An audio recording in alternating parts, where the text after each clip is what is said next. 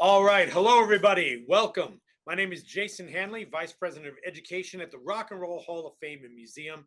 And we're so proud to have all of you join us tonight for this great event around the Ralph J. Gleason Book Award. Honoring the finest books on popular music from around the world, the Rock and Roll Hall of Fame, New York University's Clive Davis Institute of Recorded Music, and the Pop Conference are proud to support the Ralph J. Gleason Book Award.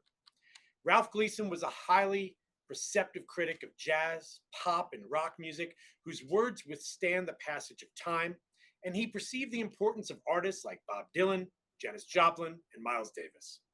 He co-founded Rolling Stone magazine, was one of the first mainstream writers to cover the mid-60s San Francisco music scene, pushed the San Francisco Chronicle into the rock era, and co-founded the Monterey Jazz Festival. The winners of the 2022 Ralph J. Gleason Music Book Award are, in third place, Songbooks, The Literature of American Popular Music by Eric Weisbard from Duke University Press. In second place, Singing Like Germans, Black Musicians in the Land of Bach, Beethoven, and Brahms by Kira Thurman from Cornell University Press. And in first place, Liner Notes for the Revolution, The Intellectual Life of Black Feminist Sound by Daphne Brooks from Harvard University Press. Over 70 books were submitted for consideration, and they are now available to read as part of the permanent collection at the Rock and Roll Hall of Fame's Library and Archives. And the 70 books were incredible. You can even find the short list for them listed on rockhall.com. It makes a great reading list. So I highly recommend to all of you who are looking for something to read, check out that fantastic list of all the books that made the short list, and of course, the 3 winners from this year. The winners were selected from that shortlist and were revealed at the 2022 Pop Conference hosted by the Clive Davis Institute of Recorded Music. The award aims to encourage more publishing and reading of books about popular music from all over the world, and to showcase the combination of passionate writing and scholarship across journalism and academia, which was marked by the pioneer work of music critic Ralph J. Gleason. The Ralph J. Gleason Music Book Award Advisory Board is chaired by writer Holly George Warren and includes R.J. Smith, Carl Wilson, Jason King, Kimberly Mack, Eric Weisbard, and myself. Judges will rotate yearly, and the judges for this past year included Lena Dawes, Nelson George, Alicia Lola Jones, Grail Marcus, and Amanda Petrusic.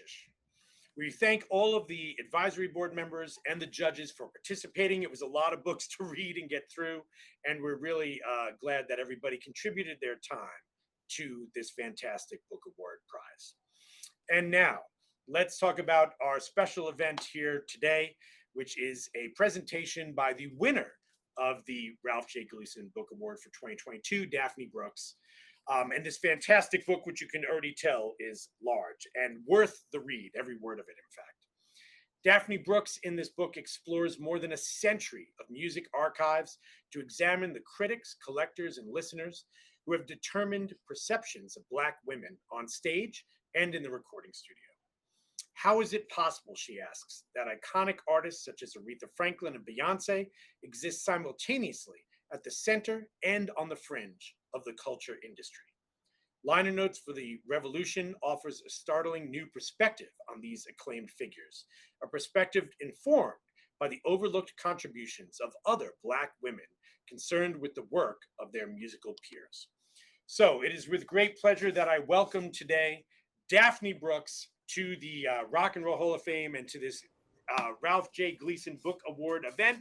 Daphne, congratulations and welcome back, I should say. Yeah, You've done a lot with us before in the past. I have. I've been so lucky to be able to work with you all. And Jason, thank you so much for that generous introduction. Thank you so much to the Ralph J. Gleason Music Book Award Selection Committee. What an incredible honor and a privilege it is to receive this extraordinary award, which really means so much to me. Liner Notes for the Revolution is a book that is essentially a counter narrative, a counter history of American popular music culture. It draws to the foreground the radical and world altering innovations of Black women artists who transformed the expressive cultural conditions of our modern world, in my opinion. It's a story about the importance of popular music in the evolution of 20th century culture, the chronic neglect of Black women's crucial centrality in this phenomenon, and the miraculous ways that generations of Black and white feminist thinkers, as well as the musicians themselves, nonetheless cared for and championed the value and produced knowledge about their music. It means everything to me to receive the Ralph J. Gleason Award from the Rock and Roll Hall of Fame. Gleason being a legend of Bay Area music history and music writing culture, total pioneer. As the youngest child of African American Great Migration travelers turned Bay Area residents, the late Nathaniel Hawthorne Brooks, yes, that was his name, and my marvelous 96-year-old mom, Juanita Catherine Brooks, who's very much a part of our world in the Bay Area, going strong, knock on wood. So, as the child of those two remarkable people, I should say that I'm a Gen Xer who ultimately wrote a book that manifests and I hope properly pays tribute to the revolutionary eclecticism and cultural heterogeneities of the electrifying post-civil rights era Northern California that shaped me, from the legacies of Black power, integrated education, and the Black freedom struggle all around me, to the Black feminist literary renaissance handed down to me by my sister, the legendary Bay Area broadcaster Rennell Brooks Moon, to my own love affair with local soul and rock and roll culture, and my obsessive engagement with the provocative music criticism of Rolling Stone and the one and only Grail Marcus. So this is the landscape that set my imagination on fire.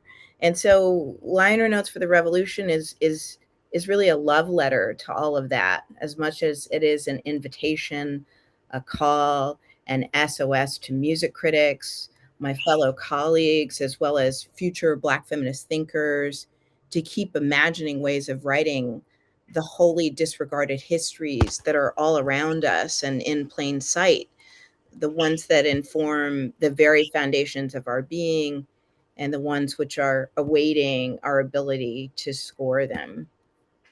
So I want to thank you again, Jason, and I can say a little bit more about liner notes now if you like. Yeah, I think again, I want to thank you so much, and I've said this to you personally outside of an official environment such as this. But thank you so much for writing the book. It's such a great piece, and I think what you even said there in your introduction, I really think this book is going to spark a lot of other work that's going to come from it. And I know, you know, it's meant to be a spark in many ways. I think Mm, from the work you did, it's really a fantastic piece. So thank what we'll do, Daphne, I'll turn it over to you to tell us a little bit more about liner notes, and then we'll come back at the end, and you and I can discuss a little bit some of the themes and other things from it as we end. So I will turn it over to you officially, ladies and Absolutely. gentlemen, Daphne Brooks. Thank you, Jason. Thank you. Um, and it's wonderful to have a chance to talk about this book in the context of the Rock Hall community. I've said this now in various contexts. When people ask me what the book is about, I always like to start by asking this question, just one question. Think of a sweeping, comprehensive, decade spanning history of Black women in popular culture. This book is not that book. This book, my book, is the reason why you're probably having trouble coming up with a title. So it's in part a story of why that book hasn't been written, but crucially, it's also the story of what Black women musicians, as well as the feminist thinkers and creatives who loved them, did in spite of this lack of full scale intellectual interest in their work. What they did to look after their music, their groundbreaking performance practices, and contributions to modern popular culture. It's the story of how feminist artists and intellectuals articulated the value of Black women's musicianship when cultural institutions and some critics, a lot of collectors, and other powerful gatekeepers showed really little interest in affirming the depths and complexities of their aesthetic labor. One of the early guiding questions that I set out to answer when I first started working on this book was essentially this query, which, on the surface seems quite simple, but in my mind is anything but. The question is this: if you were to point to a moment that marks the advent, the beginning of contemporary popular music culture, where would it be? Old schoolers have long told us it's with Elvis, Robert Johnson. Certainly, our revisionist historians have reminded us to look back to blackface minstrelsy, to the classic blues of the early 20th century, to the classic women's blues of the 20th century in particular and of late. But what happens if we tell the story of popular music culture as we've come to know and feel and experience it today by instead starting it with the catastrophe of 1619? And still more, what if we were to center the ideas and the feelings, the observations and desires of the descendants, the sisters who were the descendants of 1619, right? The beginning of the Atlantic world slave trade here in North America, right? What if we were to draw a through line to the early places when these sisters who were descendants of that catastrophe, that historical tragedy, what if we were to pay attention to their journey, right, through captivity, through working in fields, unpaid labor, to working in the kitchen?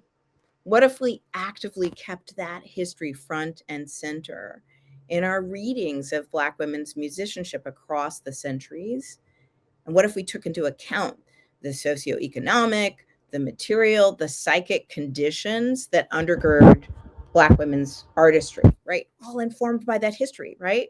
How would that affect the nature of what we valued about their music if we thought about where that music came from? How would we narrate the worth of that music? How would we interpret the work of the music itself as an archive of historical memory, right?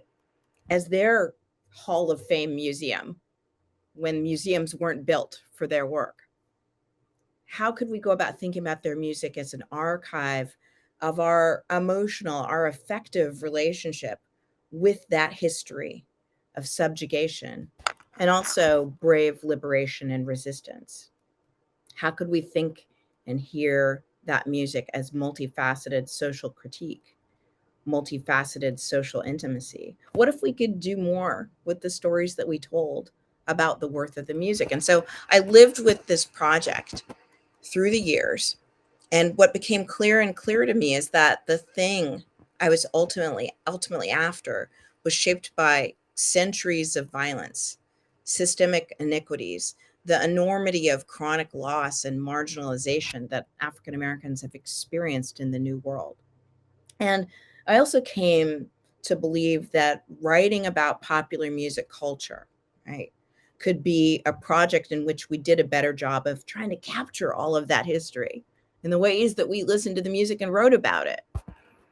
But as I indicated a moment ago, I was always determined to tell a story that was not just about all the young and old dudes, cue up the songs, right, carrying the news, many of whom I want to stress I call my friends and my mentors, my collaborators, my interlocutors, my critical sparring partners and debaters.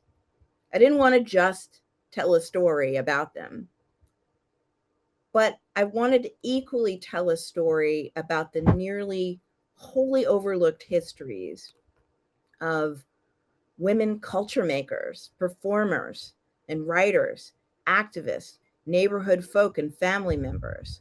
Black women who were producing culture and also documenting that culture, as well as their allies, some of whom were great Jewish feminists, white Jewish feminists, who were just as invested in trying to document the worth of their music, right? And I wanted to be able to emphasize that this was a story that's at least a century old, right? That these women have been making their own meaning, producing knowledge about, documenting their own desires for and intimacies with the music and cultural forms that mattered to them. So At its core, Liner Notes for the Revolution is the story of why and how Black women musicians across the 20th and 21st centuries have been and remain essential architects of popular music culture. It's a book about why these artists, from blues queens like Bessie to superstar icons like Beyonce, fundamentally matter in the making of our modern world, as well as how we navigate that world. It views them as artistic pathbreakers and innovators, as repositories of cultural memory, as bearers of complex and profound emotions, and of course, as activist voices of vision and social change in the long Black freedom struggle. It's also a book that explores the reasons why these artists are both so passionately beloved and so often critically marginalized, disappeared from the historical record, or oversimplified with regards to their enormous cultural value and worth. So it's a book that is as much about criticism and record collecting and the men who've dominated these worlds as it is about the women and girls, the artists and critics and fans who valued Black women's music when others wouldn't. And throughout, I try to hold on to this truth throughout the entire book, that the sisters really are the stars of this show. Women like Pauline Hopkins, arguably the first Black feminist cultural critic, Zora Neale Hurston in her guise as an ethnographer and performer, playwright Lorraine Hansberry in her guise as a queer Black feminist critic of modern culture, and Janelle Monáe as an innovator of the liner note form. And in the latter portion of the book, I turn my attention to the experimental performances and recordings of contemporary artists like jazz great Cecile McLaurin Salvant, blues, roots, rock, soul, troubadour Valerie June, roots Americana musician Rihanna Giddens. All of these artists amount to, in my opinion, um, being some of our boldest public historians of note right now. And so, at its heart, then, this is a book that aims to celebrate and to take seriously the radical intellectual culture of Black women's music.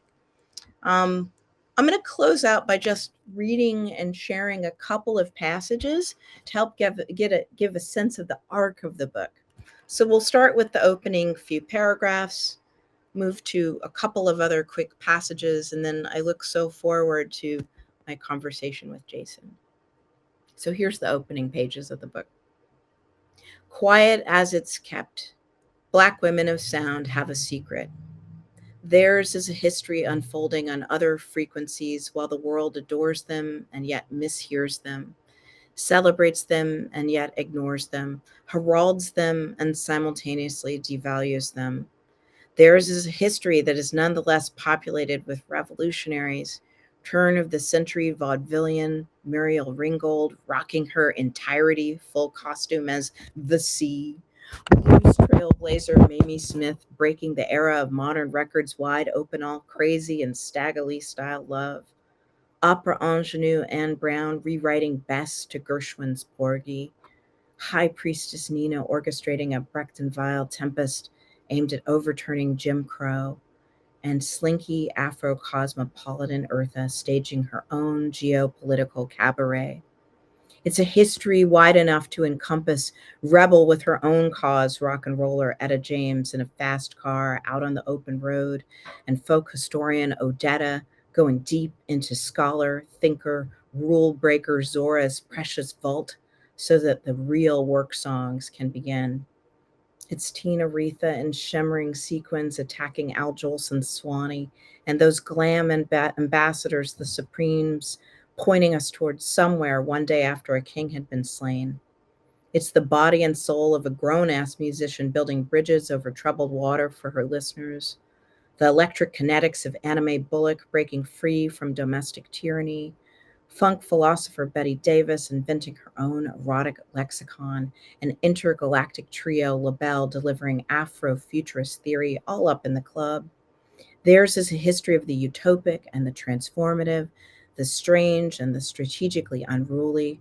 Diana reaching out and touching the hands of the multitudes in the Central Park rain, Afropunk godmother Grace driving Atlantic World nightlife right to the edge while polystyrene and skin work on burning the whole house down. It's Whitney's melisma lighting up post-civil rights America, and it's Ms. Hill with her renegade contralto scoring 1,000 turn-of-the-century sorrow songs for the hip-hop generation. It's a hardworking H-Town New Millennium Storm system performing radical Black pop feminism to fight catastrophe, and it's her avant-garde genius Baby Sis staging a blackest of Black uprising right in the center of the lily-white Guggenheim. Theirs is a history of game changing art that stands as an affirmation of our past, as well as the unrecorded future of sound, that which is booming in the not yet, the place where all those sisters of the Yam are running us straight into the dawn. Liner Notes for the Revolution tells the story of how Black women musicians have made the modern world. It is the first extensive archival interrogation of what ethnomusicologist Christopher Small has famously referred to as the musicking, quote unquote, extending in all directions in our world, made by women who have been overlooked or underappreciated, misread, and sometimes lazily mythologized, underestimated and sometimes entirely disregarded, and above all else, perpetually undertheorized by generations of critics for much of the last 100 years. These critics and tastemakers, collectors, and far too many scholars have engaged in a long game, one that involves oversimplifying, simplistically romanticizing, and at key moments rapturously cry me a river sentimentalizing the complexities of Black women musicians' work. It is the problem of their hold on the narratives about Black women's sonic artistry that constitutes a significant portion of this book.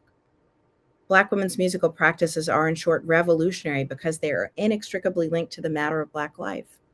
Their strategies of performance perpetually and inventively philosophize the prodigiousness of its scope.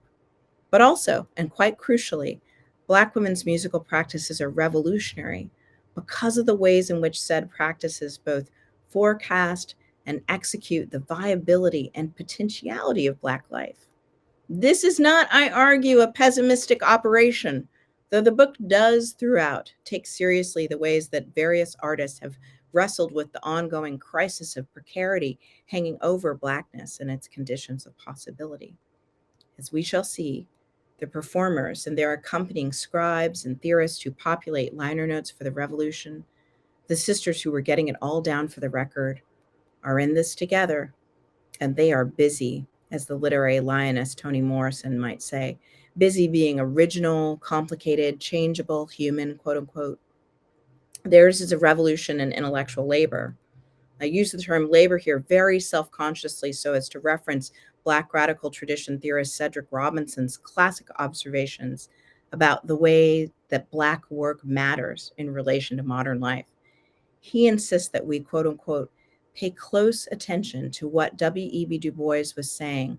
Slavery was the specific historical institution through which the Black worker had been introduced into the modern world system. However, it was not as slaves that one could come to an understanding of the significance that these Black men, women, and children had for American development. It was as labor.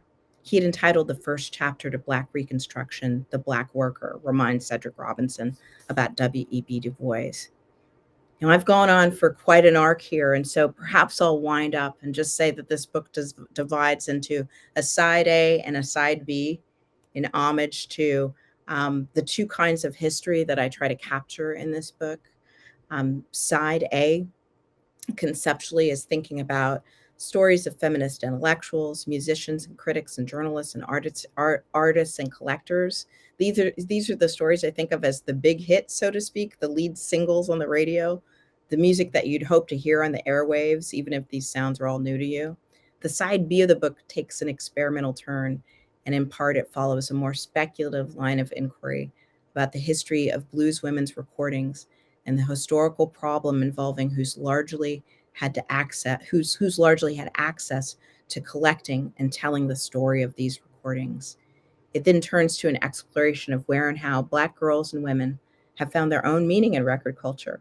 And it considers everyone from my 96-year-old mother's story of growing up in Jim Crow Texas, visiting the record shop, to contemporary artists who've taken up the mantle of collecting and archiving this history, that of blues music, and so much more through their own radical repertoires.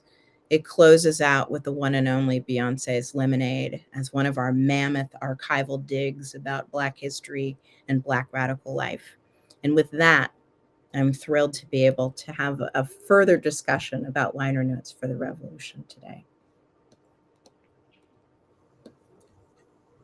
Daphne, thank you so much for that. I feel right now, after hearing you speak, the same way I felt after reading the book, that I have so many questions, so many things to talk about, and so much to learn, quite frankly, about the stories you tell here, you uncover, you bring back to light. I think one of the things I wanted to start by talking to you about, you were mentioning the book divided into side A and side B, and when I had taken notes about reading the book, this idea of recapturing this intellectual history of Black women's sonic worlds, and you really talk about this idea of literally like excavating language Mm, in this process, right? uh, it's fascinating the way you just described it, that often Black women are at the center of these cultural movements, mhm. yet we find the narratives often written around them and excluding them. Yes. So this excavation becomes paramount to us understanding Mhm, the history that's embedded here, right? Can you mhm, talk a little bit more about the literal work you had to do mhm. to find that narrative? Yeah, no, thank you for that question, Jason. I really appreciate it. And, I do think it uh, what was fundamental to the approach of the book was to think counterintuitively about the popular music history that I've been taught over time, and that was taught to me through my absolute love and adoration of rock music criticism. I mean, it really was my best friend when I was growing up, and no one around me wanted to listen to the music that I was obsessed with, the Right. and the Police. And I grew up in a really vibrant, intellectual African American family, and with friends in my community who were listening to the legendary KSOL Soul Station in the Bay Area. And once I started traveling down the radio band, I'm discovering all of these sounds that really needed a kind of critical discourse to help me make sense of the music that Yeah. was coming to me from these different cultural spaces. So once I'm in the space of having people narrate to me the music, there are all these blind spots, right? It really was about, trying to ask questions about, Mary Clayton, being this prodigious force of background that is actually really the atmospheric floor in which the Stones are able to do the work they do on Gimme Shelter, Yeah. right? So it was really about a kind of inverted project. And in terms of being a kind of an archival nerd and obsessive, this is something that's very dear to my heart as a Black Studies academic, to be able to go to these places and ask questions of these informal types of writing and documentation about history that never make it into the book. So whether it be Lorraine Hansberry's unpublished writing about what she thinks about Billie Holiday, that's held in one of the great wonders of the world, the Schomburg New York Public Library in Harlem, and looking through her papers, or whether it's paying attention to the excavation work that other figures like the great Grail Marcus, who I shouted out, or John Jeremiah Sullivan have done, Amanda Petrusik, in thinking about blues women who have been lost to history, and just trying to ask a few different questions of these women, right? To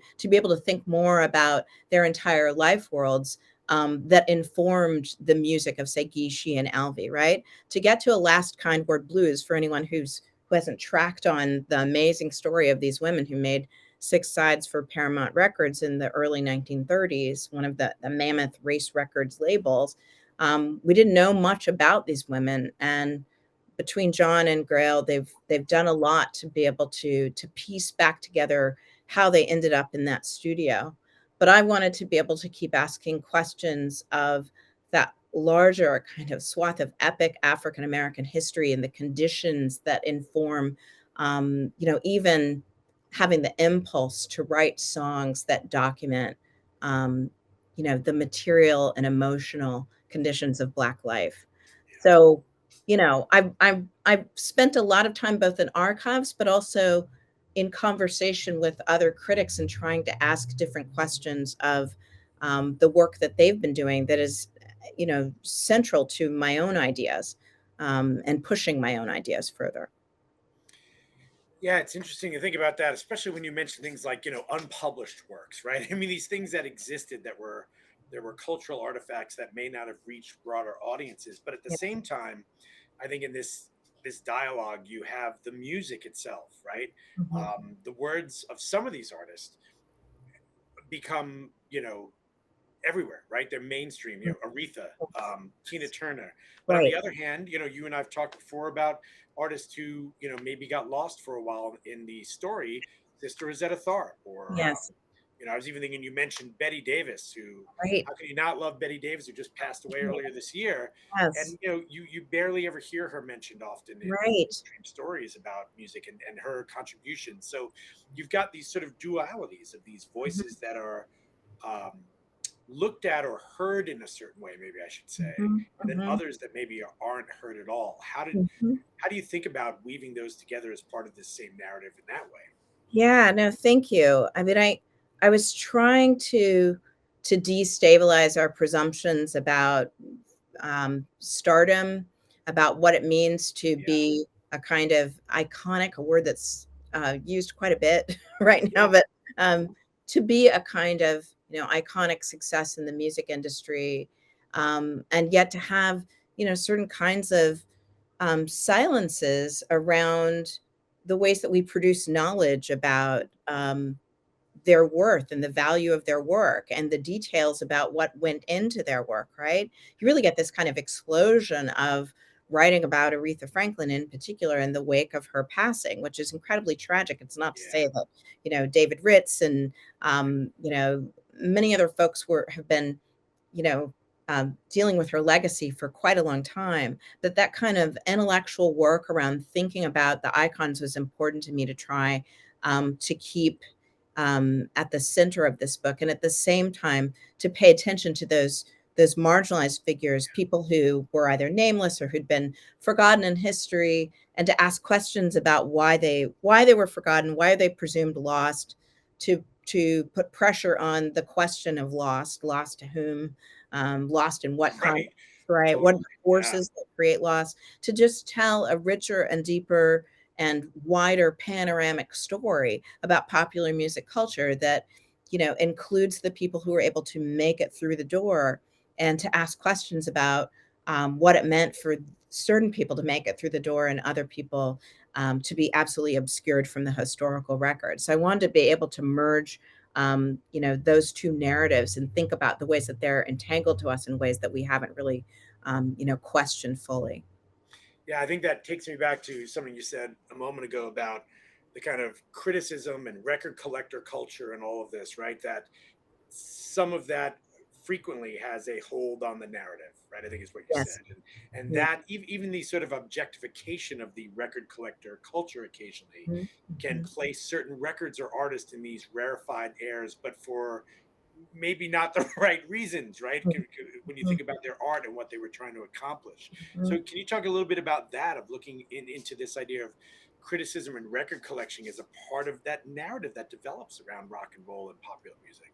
Yeah, I mean, there's been so much incredible work through the years in academia on collecting, different forms of collecting, taxonomic forms of collecting, obsessive ways of trying to impose order, especially on marginalized cultures, through collecting that can not only freeze and produce an inaccurate and an incomplete portrait of a culture or a cultural artist, but ends up becoming the sort of dominant narrative in a way that won't lend itself to a richer and more heterogeneous way of thinking about the culture in question. So I was really interested in trying to think more about the ways that what were the impulses of especially a whole cluster of mid 20th century white male record collectors in relation to Black music. What were their desires, and how did those desires inform the ways that they collected? And also to really try to get us more intimately acquainted with, these forms of violence that are not necessarily physical, but are still intellectual and cultural, right? There are stories that I was trying to bring back into focus, and into focus, sadly, for the first time, about the ways in which a number of these folks were doing, local work around extracting culture from, working class Black communities, and we're being driven by forms of social and cultural privilege that then create edifices of power over time, right? If you have one blues collector who is actually, paying, $1 to $5 for a 33 and 1/3, and then storing it, or a 78, I should say, I'm sorry, and storing it in their refurbished basement over time. We we're not only thinking about the ways that cultural wealth has accrued on the part of the collector, but we have to think about what forms of loss then have accrued in the marginalized communities, which have experienced that kind of extraction. So I wanted to get closer to that, and I wanted to tell at the same time these stories of collectors who were Black young women and girls in their own communities, right? Who were looking after and producing these kinds of forms of aesthetic care in relation to the music that they loved, doing different things with the objects that they were trying to hold on to. And that's a big part of popular music culture that gets left by the wayside, in part because, and there are a lot of feminist rock critics like my dear friend Ann Powers and others who've done work on this, Gail Wald, in part because, culture has been gendered, and feminized in a way that it's also been devalued, in our misogynist, patriarchal, world that we live in. So I wanted to try and recenter the ways in which who we think of as a collector, and the different kinds of ways that collecting could matter in different cultures. Yeah, I think you bring up an interesting point there too about fan culture sort of being, feminized and thus devalued. And I think, and this is something you and I've actually talked about this before a little bit, and I'll even use the Rock and Roll Hall of Fame where I work as a culture making institution as well, right? Hopefully, as we've talked about, trying to get the story better all the time, working on it, there's work to be done. But I think there's even this idea that some of the artists you mentioned, who I think are so important to the history of the music and are, to your point, in the fabric of it, essentially, right, in many ways, yet get devalued. And you think of names like, again, LaBelle, who you mentioned. I Mhm. think, I'll talk about their importance and often get met with people who think, oh, well, that's not important, right? Right. Or even Whitney Houston, who was inducted Sure. recently, and people will say, "Oh, Yeah. well, she's a pop star," Right. but you're going to dismiss the body of work. Or even Yeah. today, for the megastar, again, I think this comes to that issue I was getting at with maybe Aretha or Tina, Beyonce, who is an absolute megastar, but it Yes. it, it almost moves her into another space, Mhm. Mhm. right? That makes her art function differently. I was circling around a question you've been making me think Yeah. of. Am Oh, I I have making so much to sense? say though, Jason. Just to the well, a few things, but I think we do want to question, and I wanted to have this book encourage us to question, what are the practices by which we devalue certain artists Yes. and deeply value others? Yeah. Because one could argue, and I would argue, that Beyonce, megastar, Taylor Swift, also a megastar. Taylor Swift, 3 best album Grammys. Beyonce, none, right? And so, there we really do want to take apart um the ways in which value is so deeply attached to certain kinds of cultural presumptions about quality and worth, and to be able to think about all of the different work, at least my work is trying to do this, all of the different work and history that goes into the recordings of these geniuses, that sometimes is not legible to dominant culture, right? Because it's so deeply bound up with the experience of Black life in this country, which is a story of both incredible tragedy and violence, and also miraculous survival and regeneration, and radical improvisation and subversion. um, and so this book is really about trying to encourage a new generation of critics to tell more complex stories about Black women's music that's stored up in the music itself, right? Right. um, It's there, right? and if you do that, then it becomes, I think, undeniable to really reckon with how absolutely extraordinary and miraculous this music is. Yeah, it's interesting that idea of the memory being stored in the music, but it's the work that has to be done to find the to well, I should say, to maybe reconnect for many audiences the music and the cultural context in which it existed, right? Yes, right. Absolutely. And the intricacies of the music, right? It's still about Yeah, yeah, aesthetics too, like what the aesthetics tell us about where the music came from, right? And all of the different ways that we can sort of kind of understand virtuosity, as operating in many different registers, informed by that history and by those material conditions. Um, there's no shade on Taylor right now. That's not where I'm going. Please don't at right. me. But I am really interested in telling more sophisticated stories, about, everyone from the so-called lost blues women who I write about in Yeah. this book all the way through the era, our present day era, our Renaissance era of Beyonce. Yeah, I mean, in that sense, liner notes for the revolution, it's, I think, you using Beyonce and Taylor Swift, which is now, Mhm. this isn't just a story about uncovering, Sister Rosetta Tharpe or something along those lines, or, we inducted Elizabeth Cotton this year, right? Yes, yes. It, it's also about the legacy of that moment to now, right? Absolutely, and I mean, just to keep going with Beyoncé, which I can do all night, I mean, Who can't, right? well, you can't she is, I've said for many years, and I end the book with an argument about understanding her work as an archivist, and as someone who really believes in the power of legacy and her relationship to legacy. And that goes to the point of someone like Grace Jones, who's on the Uh, Renaissance album and who belongs in the Rock and Roll Hall of Fame, you I know? agree 100%. By the way, I will You know? be on record agreeing with you on that one for Yes, sure. in so many ways, and Donna Summer, who was, inducted Yeah, sadly, posthumously.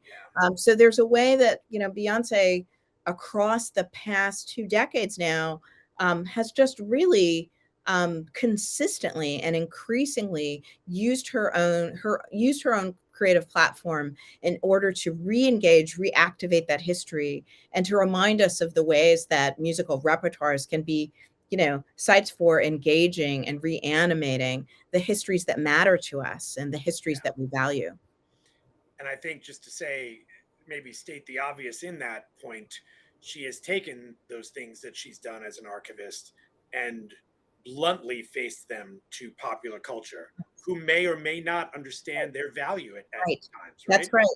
That's right. I mean, I think that's also, part of her genius is, Mm, um, you know, being able to frame her work in such a way that she is challenging her listeners, um, not just to go on a journey with her, but to actually hail them to know more, right? And to have to really wrap themselves around the complexities of the different kinds of stories and aesthetics that she is folding into her repertoire.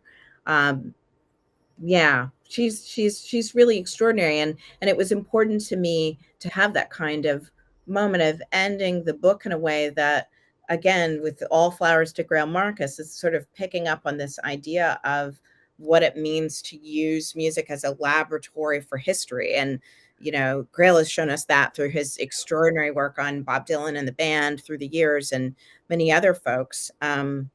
And Lipstick Traces is a book that was deeply, a source of inspiration to me with liner notes. yeah. And I wanted to be able to to pull that through line forward, to think about Beyonce doing this work as well, and all of the other artists who came before her. Well, Daphne, thank you so much. I'll say again, fantastic liner notes for the revolution. The 2022 Ralph J. Gleason Book Award winner, and well deserved. And as I think everybody can tell from the conversation we've even just been having, uh, this is a book that's going to really ask you to challenge and reconsider and think and listen and explore. And thank you so much, Daphne, for doing that work and writing it. It's really a fantastic piece that I know is going to continue to yield a lot of great thought moving forward. And with that, I'll leave the last word to you. If there's anything you'd like to leave us with, thinking about the type of work you've been doing here. I just want to thank you, Jason, and thank the prize committee again, and thank the Rock Hall. Really, I mean, I spar with the Rock Hall in this book, but I also I value the Rock Hall as an archive, as a public space in which we can really embrace the culture that informs who we are.